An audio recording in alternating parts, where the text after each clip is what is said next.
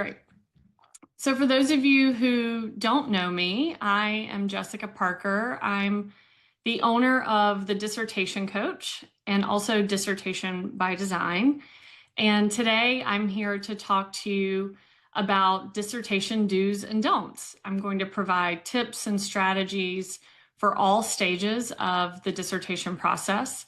So whether you're still in your coursework, maybe you're just starting your dissertation, or maybe you've even collected data and you're closer to the end, I think there will still be something in this presentation that will be relevant for you, I hope. If you have questions during the presentation, please use the Q&A instead of the chat, because at the end, I will go through the Q&A and answer your questions live. And if you put your questions in the chat, I might not be able to keep track of them. So with that said, I'm going to go ahead and just dive in. I'm going to give you a little bit of background about me. For those of you who don't know me, like I said, I own the Dissertation Coach and Dissertation by Design. I also supervise doctoral students at the Massachusetts College of Pharmacy and Health Sciences. I have more than 15 years of research experience. I started out in the academy as a research director, and I wrote grants and managed several large-scale grants. And then I left the academy and went off on my own and started a consulting practice to give me more flexibility. I'm also a peer reviewer for several prominent journals in the health space. I was a healthcare researcher, and I'm also really passionate about understanding the capabilities and limitations of artificial intelligence. And so I have a podcast called Women Talking About AI, where we speak to different women in the space, not just research in the academy, where we're trying to get their perspectives on AI in the academy and beyond. So feel free to check out our podcast if you're interested in exploring, what are people saying about AI, and through a very critical lens, I'll say. So we're going to cover a lot today.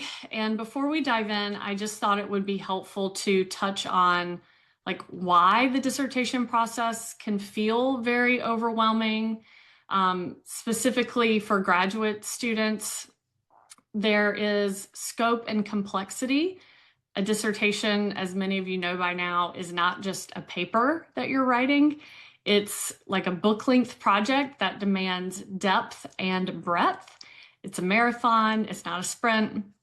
We also deal with a lot of uncertainty and self-doubt when we're in the dissertation process.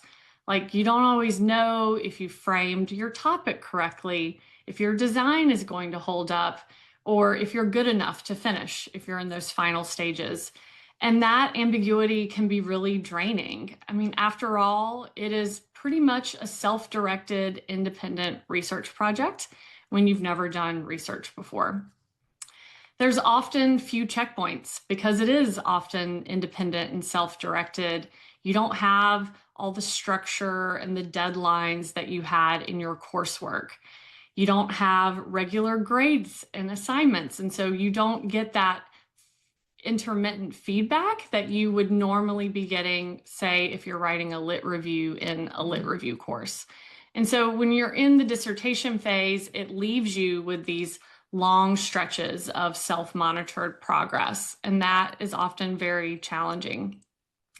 And so recognizing these challenges isn't about discouraging you. I know I'm preaching to the choir, but hopefully naming what makes the process hard is going to help you actually start to put strategies in place to manage these challenges.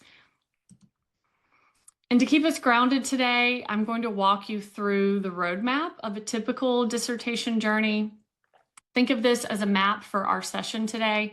Each step along the way is where we're going to pause and talk about the common do's and don'ts. And I'm going to share very specific, and hopefully you'll find them to be practical examples to make these lessons a bit more real.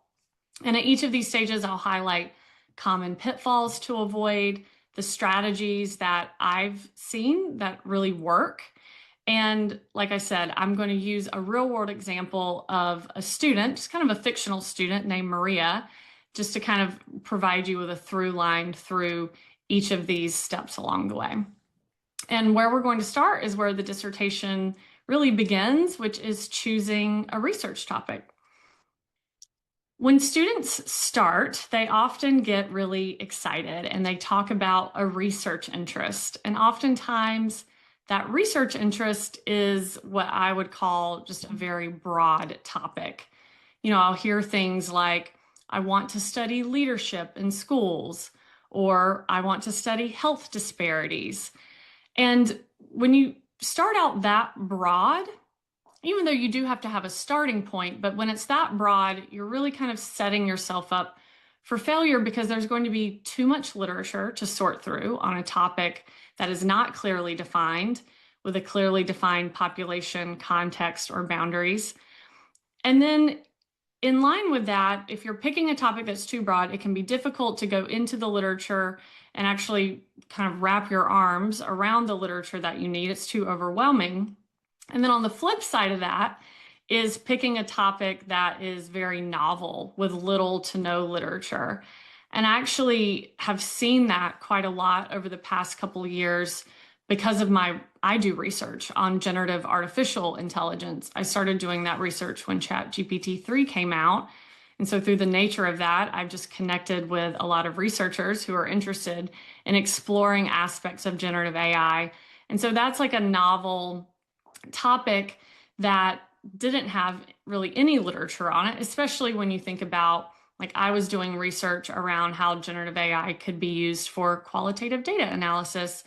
And so when you're choosing a novel topic, it's not that it's inherently problematic, but when you've never done research before, it can be like just extra challenging, and you have to get creative and like pull from these parallel streams of literature. And so I just tell students, like, know what you're getting into. Just understand the challenges you're going to face if you're picking a novel topic. And then in line with that, there's like chasing every variable possible. I've been working with a client who is in a business program, and she started out being interested in studying this one specific variable that was kind of broad. It was a bit abstract. And her challenge was, because she had been in the industry for so long, she was aware of all these other relevant variables. And it was hard for her to kind of separate out, okay, what am I going to measure and study? And then what is also relevant, but I can't control these variables. And that's just real life. The real world is very messy. Like, research doesn't usually happen in a vacuum. I mean, my very first research study was in a lab environment. It was benchtop science. So that was very different. Like, I could identify and isolate my variables. But for most of us, that's not the case. We're doing research based on these real world topics, and there's a lot of relevant variables that often can be difficult for you to think of, like, well, how am I going to measure this, but also account for this other thing that I know is related to this, but I can't include it because I can't include everything. And so chasing every variable possible is definitely something that can bog you down in the literature, when in reality, you can recognize that there are other relevant variables or maybe other contexts that are relevant, and you can sort of speak to those in your lit review or even in your discussion chapter, but it doesn't mean that you're going to study them. And so the challenge then is making those really important decisions and then sticking to it, not going down rabbit holes and getting distracted. And so the antidote to these issues are having a very clearly defined topic. This means knowing exactly who is the study population. What will your sample look like? Like, having those sort of thoughts and opportunities for reflection early on is going to save you some headache later. I also recommend looking at future research recommendations when you're looking at literature on your topic.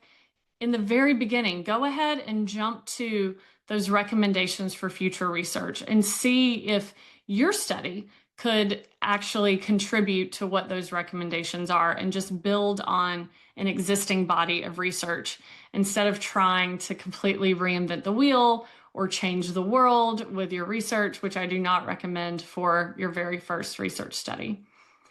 And then in part of this topic selection process is like recognizing and being really honest with yourself about what's going to be feasible. I know that I see this with my clients and also with my own doctoral students. Oftentimes in those early discussions I have with them, they're wanting to do like these really complicated mixed method studies. They want to do a survey and then interviews, maybe some observations and secondary data analysis because they're trying to solve too many problems at once. I think simple and narrow is best. And this involves recognizing your own limitations and what's going to be feasible for you based on, how long, what type of program you in. Like some of these professional programs are meant to be 3-year programs, not 8-year programs. So you need to be thinking about that. You also need to be thinking through like, okay, am I actually going to have access not just to the participants, but to the number of participants? Don't propose a randomized control trial that requires 200 participants in order to have statistical significance if you're not going to get access to those 200 participants. So it feels like a lot, but in these early stages of selecting your topic, these are the sorts of things you need to already be thinking about. And so I said I was going to keep this practical. And so we are going to follow the journey of a fictional student, which actually what I talk about today is very much based on some real interactions I've had with doctoral students. And we're going to call her Maria. And we're going to walk through like how she addressed some of these challenges, starting with topic selection all the way to her final defense. And so I was just talking about some of the challenges of topic selection. So Maria, like many students, started broad. She started out saying, I want to study health disparities. And even though that was important, but when she started her lit review, she realized she was never going to be able to read it all. And that's usually the first sign. If you're getting back, 50,000 hits on your search results, it probably means your topic is too broad. And so that's the exact issue that Maria ran into. But after thinking through some of the things I just talked about in their previous slide, like clearly defining her population, the context, even time frame as boundaries, Maria was able to narrow her focus to mental health outcomes for Latina mothers post-COVID. And then that became a much more feasible topic for her. And I'll just go ahead and say, I recognize that you have to start somewhere. And oftentimes, the very first sort of description of your topic is not what you end up with, but it does give you a more manageable starting point for navigating the literature. And then you may go back and refine what you stated would be your research topic early on. But again, you need this level of specificity so that you can actually go into the literature with intention and not just immediately get overwhelmed by everything out there on an overly broad topic. So once you have your topic, you then are going to, of course, go into proposal planning mode. So the proposal is your first 3 chapters. If you're writing a standard 5-chapter dissertation, your proposal consists of your introduction chapter, your literature review, and then your methods chapter. And so when you're planning these chapters, oftentimes, depending on your field of study or your discipline, you might write, mini concept paper or a prospectus. And so that's really what I'm referring to here when I say proposal planning. So there are a few traps that many students fall into in the proposal planning stage. Like first, don't just dive into writing from the very first line of the chapter. For a lot of students who are writing a traditional proposal, they'll start writing the very first line of their chapter 1. And that's a mistake. Like you really can't talk about the background to the problem, the significance of the problem, or even form your problem statement until you've at least conducted a preliminary lit review. It's also important to not lean on your advisor too much and expect them to help shape your entire project. I know a lot of students, get frustrated because they'll say, well, I don't know, my advisor hasn't really said how I should define this population, or my advisor hasn't given me clear guidance on what methods are going to make the most sense.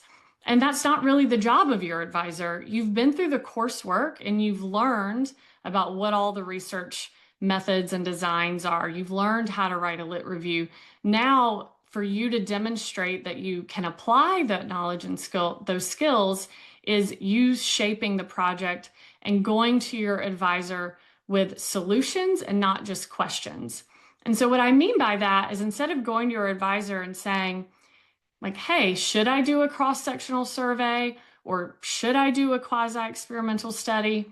Instead, go to that meeting and say, I've decided that a quasi-experimental study is the most appropriate because randomization is not feasible, but I'm struggling with like these two decisions. Like, show that you've done your homework and that you've put in the work to understand why you're making certain decisions, and then ask for their feedback or their guidance instead of really just trying to let go of responsibility and asking them to shape the project and make those decisions for you. I'm going to mention feasibility again. I know I talked about it in the research topic selection, but I can't stress this enough.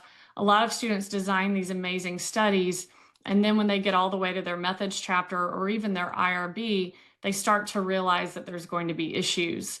I know that I was working with a client recently who had designed like this incredible randomized control trial design, but when we got to her power analysis in the methods chapter, she realized that there was just no way she was going to get access to the number of students that were needed. Especially, you have to assume some level of attrition, especially if you're doing an experimental study that involves an intervention.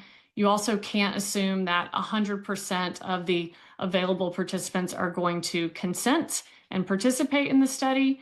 And so you have to understand, what are those standard assumptions based on the design you're working with. That's important for feasibility. I mean, that holds true for even a survey. If you know that in order to reach statistical significance on your survey, that you need 300 responses, and typically with survey responses, we assume maybe a 20% response rate. Well, is that going to be feasible? So don't set yourself up for failure when you're in this planning stage. Go ahead and start thinking about feasibility now. And so some anecdotes to this, like, instead of just diving into writing the first chapter from the very first line, start with your problem statement. I consider your problem statement to be your North Star for the entire proposal, because that's where you are clearly identifying all the major components of your study. And even though that problem statement will likely evolve, especially as you conduct your lit review and as you get feedback, that is the cornerstone of your proposal. And it makes sense to start with that instead of tackling, like I said, the very first line of the very first chapter. It's also important to review any templates or handbooks available to you. Your program is usually going to tell you exactly what they're looking for. If you don't get a template or a really clear handbook, then go into ProQuest or your university's repository for dissertations and theses and look at a recently submitted dissertation or thesis by a graduate student with the same advisor as you. So not just in the same program, but ideally looking at those by the same advisor, because that'll also give you a sense of what your advisor is looking for. And so try to do this homework yourself instead of just asking for your advisor to send you one. And then also in the very beginning, like, go ahead and set some milestones for yourself and create a writing schedule that you can sustain. The proposal stage is oftentimes where I like to say the wheels fall off the bus. Like, it's kind of easier to keep going and be motivated once you've collected your data. But when you hear about these statistics about like 50% of PhD students don't graduate, it's oftentimes because they didn't get through the proposal stage. And so if you know yourself and you know that you really crave that structure and accountability of coursework, then in the proposal planning process, go ahead and try to give yourself some of that structure and accountability, because it is going to take a while to complete your proposal. It could easily take 6 months to a year, because you're waiting on feedback from not just your advisor, but members of your committee. You're going in and revising that work and waiting for feedback again. I always like to say that it's a bit of like a hurry up and wait situation when you're in that proposal stage. So let's go back to Maria. So this slide shows an example of a problem statement, but I don't want you to read it and get caught up in the details of the text itself. What matters here is I'm just trying to drive home this role of the problem statement and what role it plays in your proposal. Like I said, I think of the problem statement as the North Star. It's what keeps you on track when the process can feel overwhelming or when you're tempted to chase too many variables at once, or if you're in the thick of it in your lit review and you've gone down these rabbit holes, go back to your problem statement. That's your North Star. And so a clear problem statement helps you make decisions, like what literature to include, what methods to use, what data to focus on, even how to write your chapters. I always start like a lit review with a problem statement, because usually as that problem statement unfolds, as it starts to become clear, what are those headings and subheadings in my lit review. And anytime you're making really important decisions around other aspects of your proposal, like other core components, like your research questions, hypotheses, your purpose statement, your research design, all of those things should be aligned with your problem statement. And so rather than treating the problem statement as just another like requirement, just another section of your introductory chapter, use it as your compass. And I believe, and what I've seen time and again, is it'll help keep your proposal more focused, purposeful, and manageable. I see little chat bubbles coming up. I don't know if you're submitting questions, but I'll just remind those of you who may have jumped in a little late. Put your questions in the Q&A, so I'll be able to see those whenever I get to the end. Sorry, I'm going to take a sip of tea.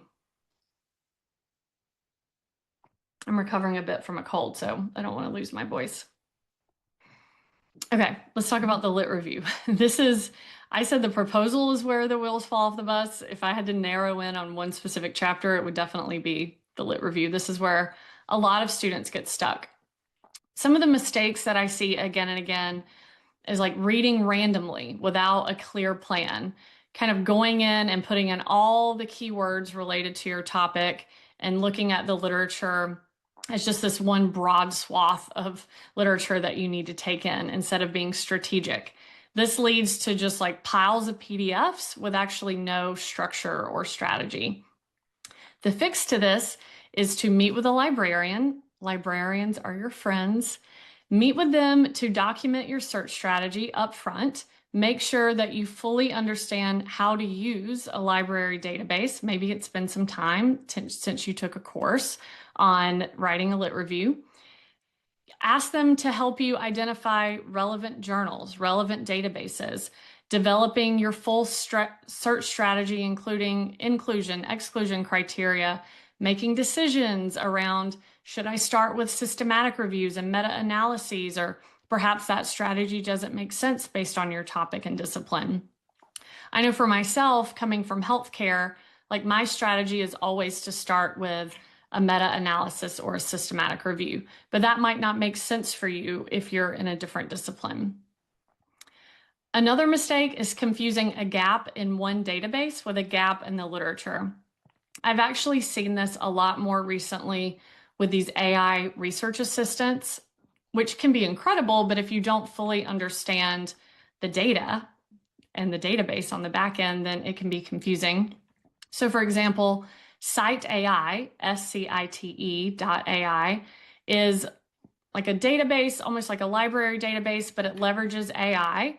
And it's primarily for researchers who are in the biomedical fields or the medical sciences. It would not be for someone studying like counseling or educational leadership. And so if you don't know that and you go to Cite AI because you've heard, I don't know, someone talking about it, and you see that there's no literature on your topic and you incorrectly state that there is a gap, well, that is a gap in the database. That is not a gap in the literature. And it's because you're using the wrong tool. Or maybe you're using one of these other AI research assistants that does have literature on your topic. It is appropriate for your discipline, but the databases are not always complete. Like I know some of them rely on Semantic Scholar. Semantic Scholar is for open access literature. And so then you're not getting access to literature behind a paywall. And so you need to understand the limitations of some of these tools Because if you make a claim that there's a gap in the literature when it's actually just a gap in whatever database you're pulling from, then you're not only incorrect, but you're kind of basing the whole need for your study on an incorrect claim. So don't fall into that trap. And then when you're thinking about the actual writing process, when I see a draft of a lit review, a major mistake that students make is it's almost like an annotated bibliography where they're kind of summarizing studies back to back. And what I'm not seeing is their voice, their actual analysis and synthesis of the literature. With that said, oftentimes my first draft of a lit review is a lot of summarization because I need to summarize something before I can analyze it and synthesize it. But that should not be the draft that you're submitting to your chair or your committee. So maybe start with those summaries and then use those to build on and kind of work to that next level of, well, why am I sharing this specific piece of information? What is it that I want my reader to take away from this? And make sure that you're going to that next stage, which is analysis and synthesis. All right, we talked about document search strategy. I'm looking at the anecdotes, cross-checking multiple databases for gaps.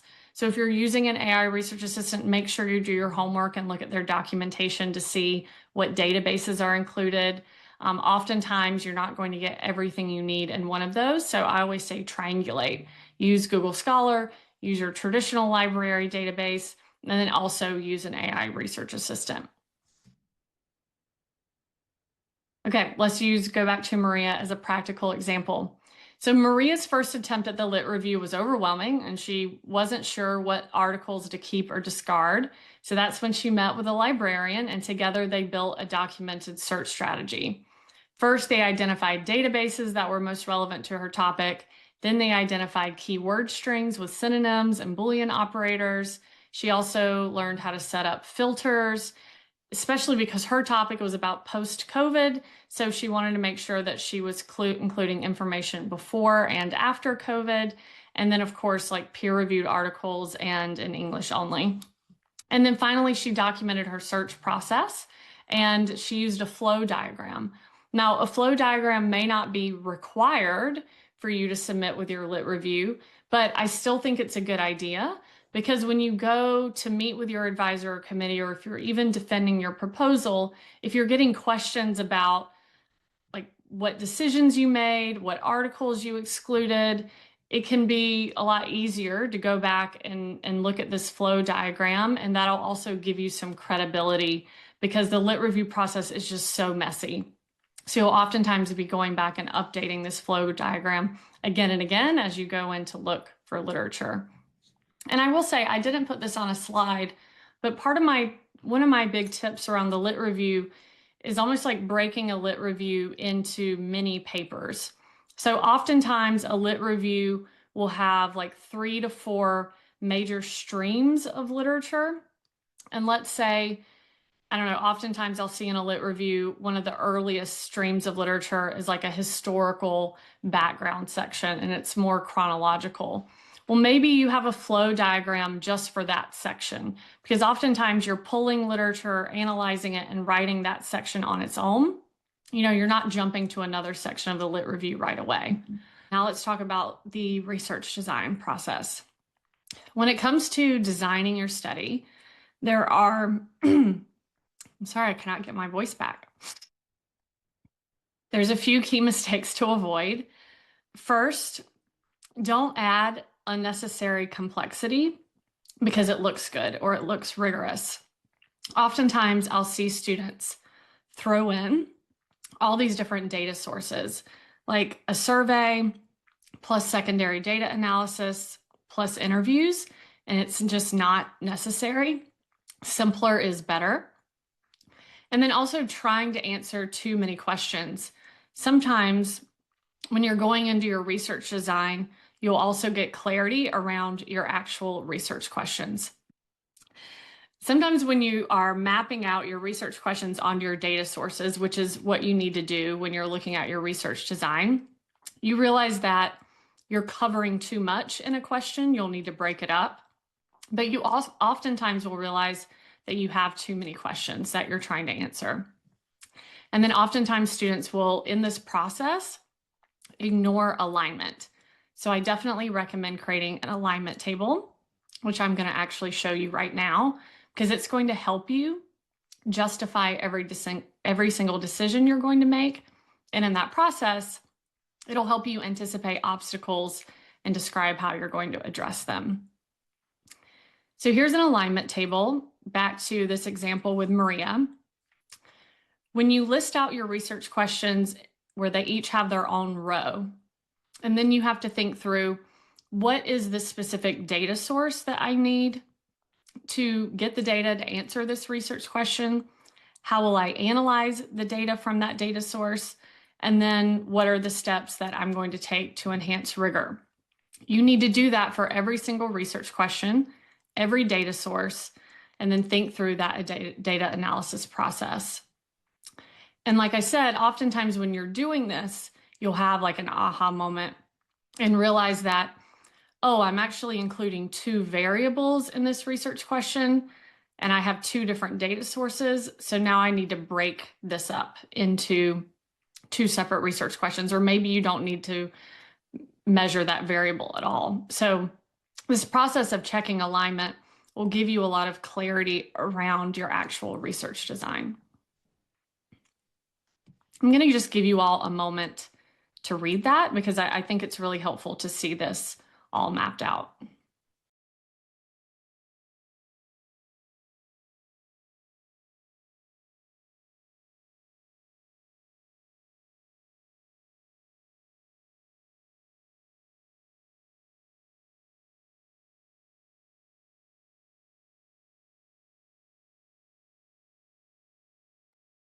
I'm just curious to hear from those of you who are here in the chat, or if you want to, put something in the Q&A so I'll see it at the end, if this is something that you've done, or maybe this was recommended to you. Because I find that alignment tables, and you'll see a few of them in this presentation, are incredibly helpful in thinking through every single detail, because you need that level of nuance to make sure that you're not overlooking something or you're not overcomplicating it. And this is how I typically check that complexity.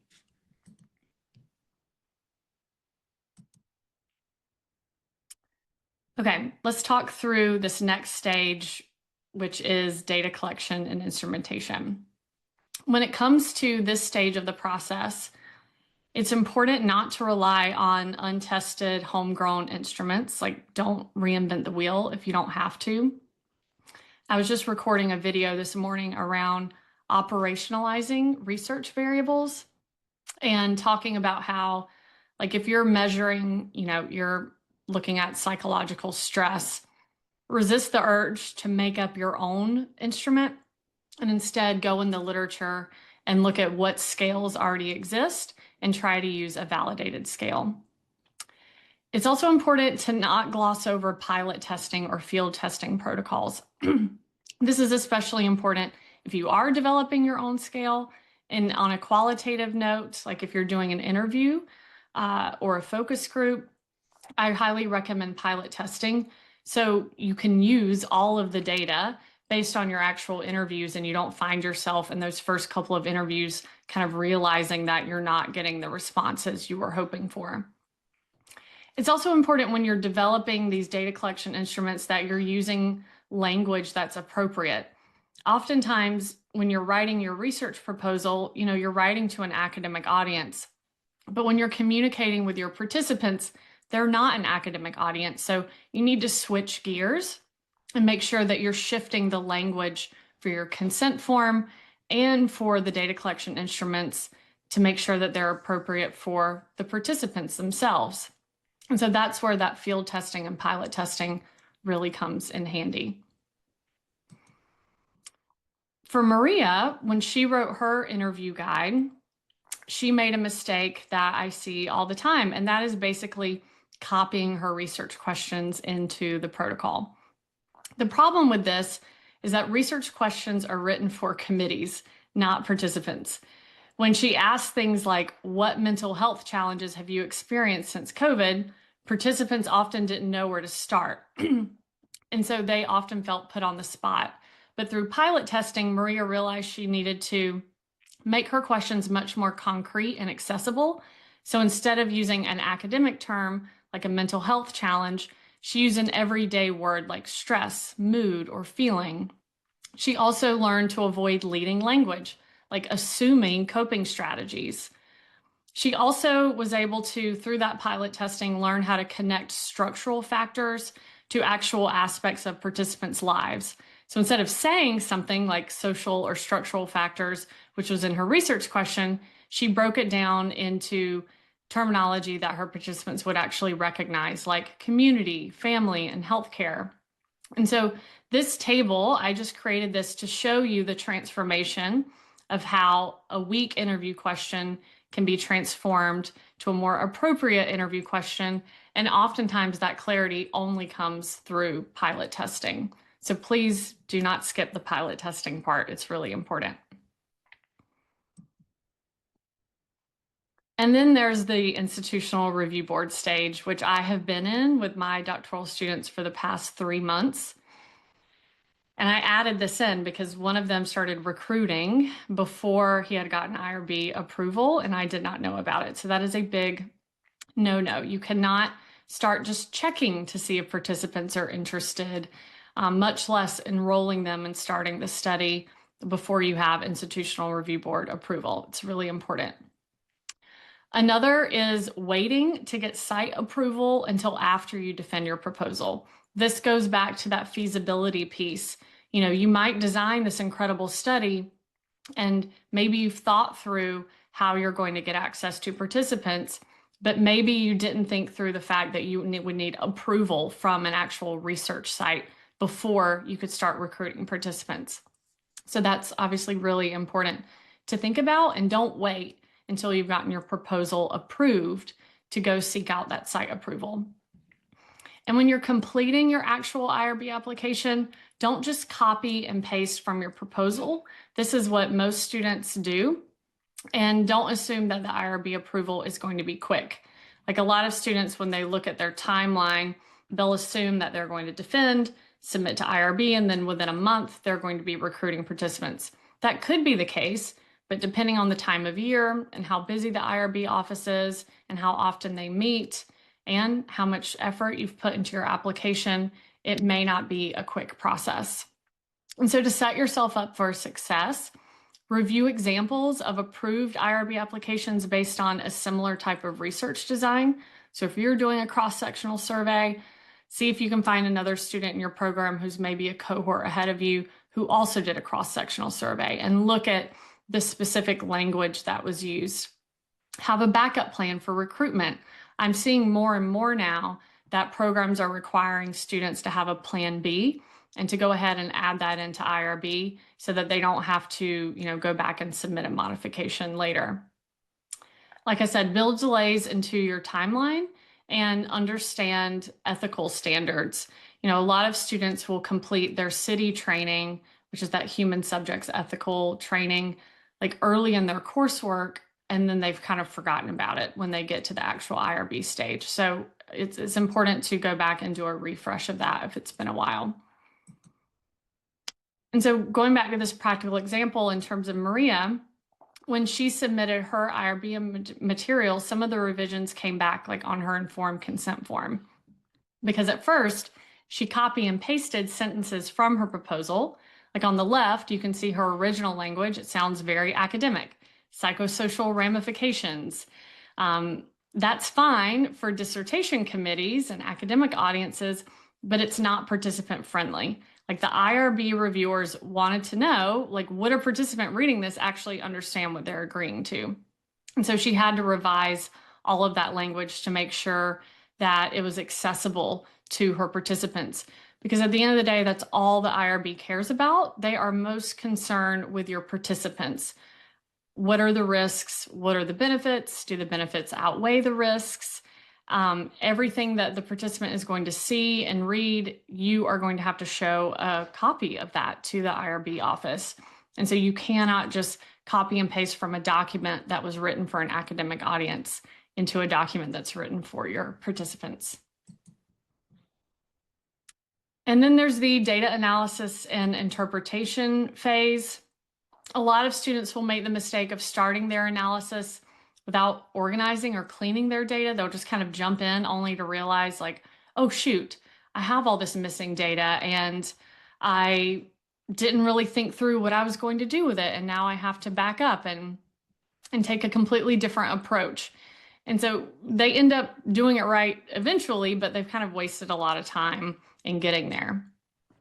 And then trying to write everything in one massive push. Like I see this a lot more with quant studies because oftentimes you can analyze the data rather quickly, whereas qualitative just takes a lot longer. So you inevitably end up sort of breaking it apart. But whenever on the quant side, when you just sit down and write everything at once, oftentimes you're not really thinking through all of the information that needs to be within your results chapter. And so instead, like break it up based on your research question and give yourself time to actually think through, is this data being presented clearly? Do I understand it?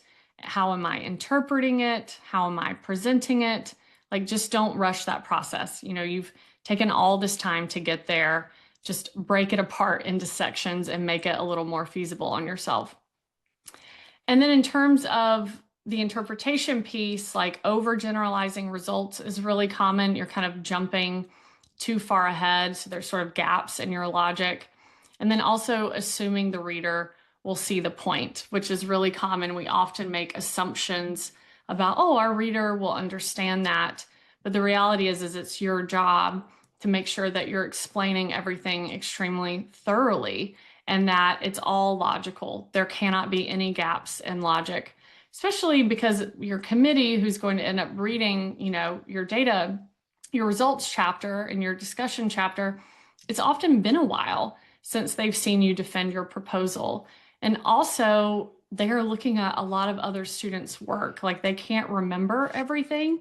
So it feels very repetitive, but you oftentimes do need to remind them of decisions that were made and why. You need to go back and update your methods. This is all part of preparing those final 2 chapters of your dissertation. I also think it's helpful when you're writing your results chapter to go back and look at the step-by-step procedures in your methods chapter and use that as a starting point. Like you're going to have results of each of those steps in your procedures. In your recruitment procedures, well, the result of that is how many actual participants ended up participating. So that is what's nice about your methods chapter is those data collection procedures is often, hopefully, you wrote it like a recipe. And so it's so detailed that you could almost use that as an outline to make sure that you're not missing something. Like checking assumptions. Well, what were the results of those assumptions tests? So that's what I mean by taking your time. You know, a lot of students will just sit down and immediately say, well, this is the answer to my research question. But then I'll say, well, go back and look at your data collection procedures because there's other results that you're not currently reporting. You know, it's not a research article.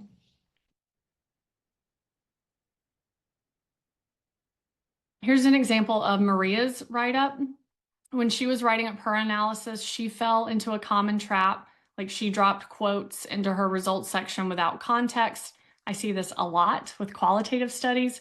This is where, you know, she's kind of assuming that the reader is going to understand how these ideas are connected. So instead, she would need to go in, which I have it in the right column and the right side column as the stronger write-up, is she's adding some context. She's weaving in a second participant's voice. She's pulling them together with her own analysis. And this is how you need to like really thoroughly connect the dots, especially of a qualitative study. This is a little more straightforward with quant, but if you're doing mixed methods or qualitative, it is even more important for you to slow down and think through oftentimes the assumptions that you're making or just the familiarity you have with your project that your reader doesn't have. And just make sure you're providing ample context to connect the dots.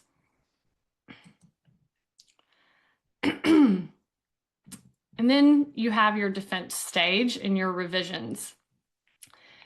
So it's really important that you don't take feedback personally and not get defensive. I mean, this holds true for any stage of the process because you are a student and you are going to be getting feedback throughout this process.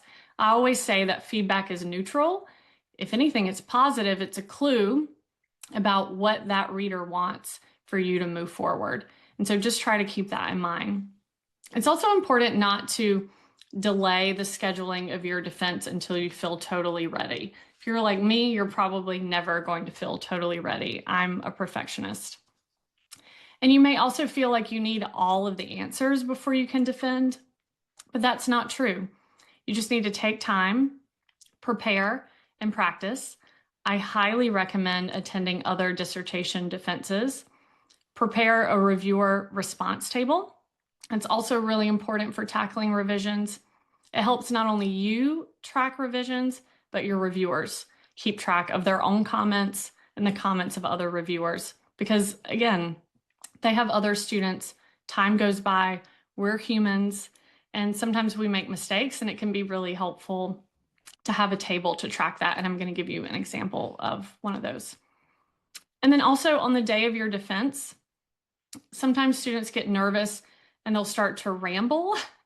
And my advice is just to admit what you don't know. I would much rather have a student say, like, oh, that's a good question. I didn't think of that. Or I'm not sure, but I'll find the answer, than feel like they have to give me an answer, even if they don't know it. Because sometimes you can put your foot in your mouth and commit to something or say something that is not true or that you can't back up.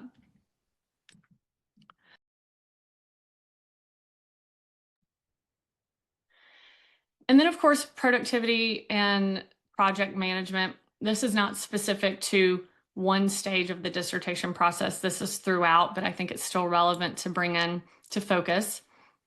So one of the biggest challenges in finishing a dissertation isn't just the research skills, it's actually project management. Many students make the mistake of treating the dissertation as like one gigantic project. And when you look at it that way, it of course can feel really overwhelming and paralyzing. And another trap is like jumping randomly between tasks, a little reading here, a little editing there, a little analysis there. When in reality, that's just creating a lot of motion, but oftentimes no meaningful project progress. And then finally, don't fall into the trap of just waiting for inspiration to start writing. If you only write when you feel like it, progress will be inconsistent at best. So instead, set very concrete milestones and deadlines. Treat it like a project manager. Break the dissertation down into smaller, manageable chunks so you can measure progress along the way and then celebrate that progress. Don't wait until you graduate to celebrate. Like I remember celebrating the end of my lit review. So it's important, I think, to commemorate these little wins because it's important for your psyche in terms of keeping going. And then creating, like start out like you can hold out. You know, always use the example of oftentimes like on January 1st, people will say, well, I'm going to go work out every day, or I'm going to cut out carbs completely, when that's not realistic. Like actually set goals that are going to be realistic for you, that you can sustain, so that you don't immediately feel disappointed if you don't suddenly write every day for 3 hours when you've only been writing for 1 hour a week. Like you need to have a very manageable, consistent writing practice. And so this kind of all feeds into what I call the planning fallacy. Like we often underestimate how long things will take, whether it's data collection, revisions, or just formatting and editing. And that alone can create unnecessary stress. And so the planning fallacy is just the tendency to believe that everything will go faster and smoother than it actually does. Like unexpected delays are normal, they're to be expected, whether that's waiting for advisor feedback, dealing with messy data, or just life events. And the problem isn't the delay itself, it's planning to fail for it or being extremely disappointed in it to the point that the stress of that ends up delaying you further. And so what you want to do is build buffer time into your schedule, not just for writing, but for revisions and formatting, which almost always takes longer than you think. I think it took me 6 hours the other day to work on a reference list, and I had budgeted 2, even though I've done this a million times. So I still fall prey to the planning fallacy. And then in line with that, like start tracking your actual progress. And as you see like how long things actually take, it can help you plan better for the future. And then one of my favorite sort of productivity tips is what I call task batching. I think it can save you a lot of time and energy. And this is just where you're grouping similar tasks together instead of constantly switching between them. This is all about efficiency. So instead of jumping between like writing, citations, coding, group similar tasks into focus blocks. So just have one dedicated session to searching for literature, another dedicated session to reading those articles, a separate dedicated session, maybe a totally different day, to analyzing them or looking for themes or patterns. So grouping those tasks together to match your energy levels is also important. Like I know I do my best deep work in the morning, so I'm going to reserve that time for things like analysis, where editing my reference list for APA is kind of mindless. I'm not going to do that in the morning. I'm going to save that for a time where I need to get something done, but maybe I'm too exhausted to do more of that deep work. So this does take sort of getting to know yourself and when you work best. It also, requires you to recognize what your energy level is that day. So if you have like a writing schedule, and even if I said this morning, I'm going to analyze these 3 articles and critique them. Well, if I didn't sleep well last night, I'm going to switch that out. Instead of gritting through it and then maybe not getting as much done and being disappointed, I'm just going to switch that out for something that I do have the energy for that day.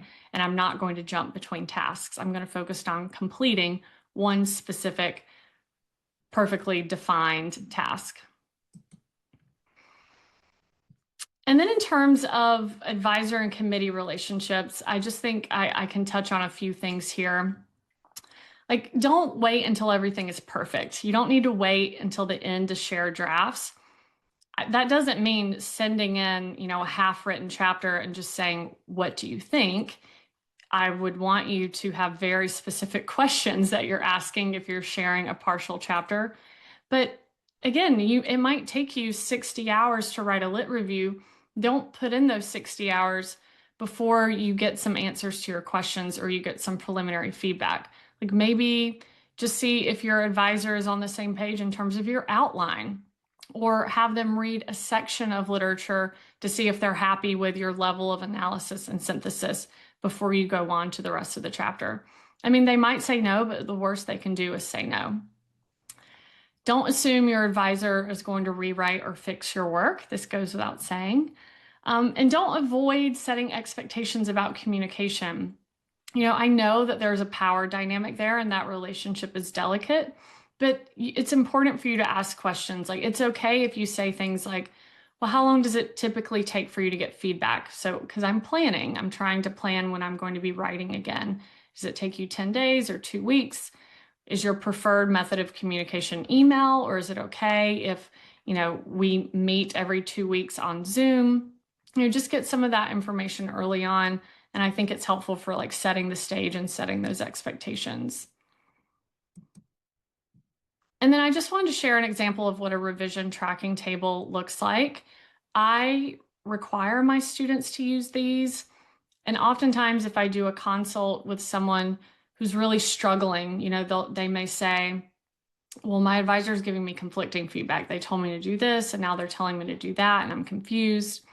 Well, start tracking major decisions within a tracking table, and then you can attach that in a separate document with your work. So it reminds your advisor what decisions were previously made, what's complete, what's in progress.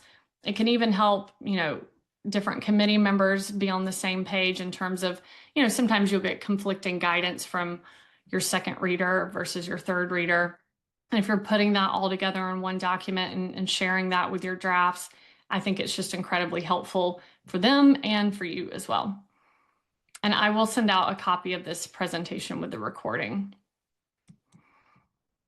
So to just bring this all together, what successful students do differently, they make steady progress. It's not about gritting through it and working nonstop. It's about consistency. Start out like you can hold out.